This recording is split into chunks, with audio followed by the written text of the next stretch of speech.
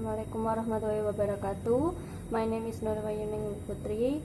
I'm from Group 3 and we will be discussion about CLIL called Content and Language Integrated Learning. So what is CLIL? CLIL, or as Content and Language Integrated Learning, is a dual focus educational approach in which an additional language is used for the learning and teaching of both content and language. It's from Coyle, Hot and Mars 2010, first page. It has dual integrated aims. First is learning of the subject matter content, and the second is learning of the second language used as the medium of instruction for the content. And CLIL encompasses a continuum of approaches in which some form of specific academic language support is offered to students in order to facilitate their learning of the content through another language. And CLIL is not just immersion teaching in another language because language is explicitly taught. CLIL can be hard or soft. So for hard CLIL, most of the lesson is conducted in the other language or content is given primacy. And for soft CLIL, it's only the lesson is conducted in the other language or language is given primacy. Assalamualaikum warahmatullahi wabarakatuh. My name is Olivia Staningrum. I'm here to continue the presentation.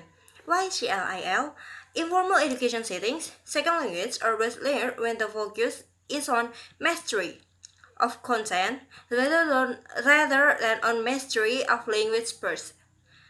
CLIL encompasses language of, for, and through learning, which corresponding to the essential vocabulary and grammar related to content, the language needed to interact and communicate understanding in the classroom, and new language that emerge through learning.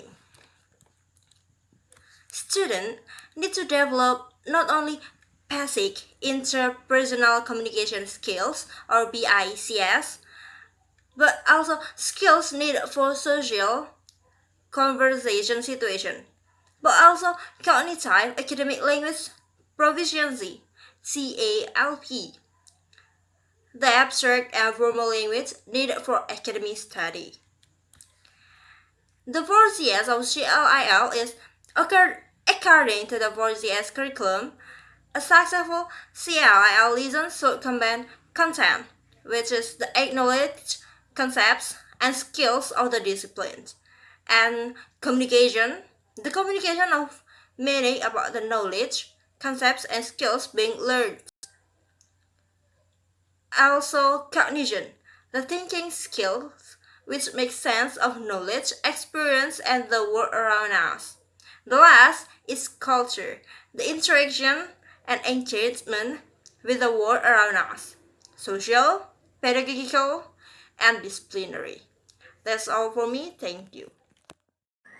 Hello, my name is Aprilia Ristanti from Group 3, and here I will continue our presentation about content and language integrated learning. The next part is about the procedure. The procedure is divided into planning the syllabus, develop lesson plan, arrange procedure sheet, determine learning research, tool and media, and the last one is develop learning evaluation. The example of the application of CLIL in Indonesian. The lecturer will prepare the reading material followed by comprehension question, complete by practice in vocabulary and grammar. The method was giving students opportunity to explore their field of studying English as a medium of communication. Language from practice was then integrated with the subject study. Complete procedure is as follow. A pre-test was undertaken and established the English ability to be used as the basis to distribute the student within the group. The group we were established comprising 4 till 5 students in each group. Each group was assigned to do the project in the field of mathematics, physics, biology, and chemistry to prepare a paper and PowerPoint for oral presentation. The group were given a week of presentation preparation. Group presentation session was an undergone presentation by the member of the group, question and answer session, lectures, comment on the presentation, and the last one is all presentation were done in English. And the next one is group project were implemented in 8 initial meeting, including midterm exam. Activity detail consists of a group formation was done randomly. Each group consists of 4 till 5 students so as to produce a group per class. B. Each group was given different project topic based on the field of science. For example, the field of mathematics, the field of physics, the field of biology, and the field of chemistry. And the last one is the group was tasked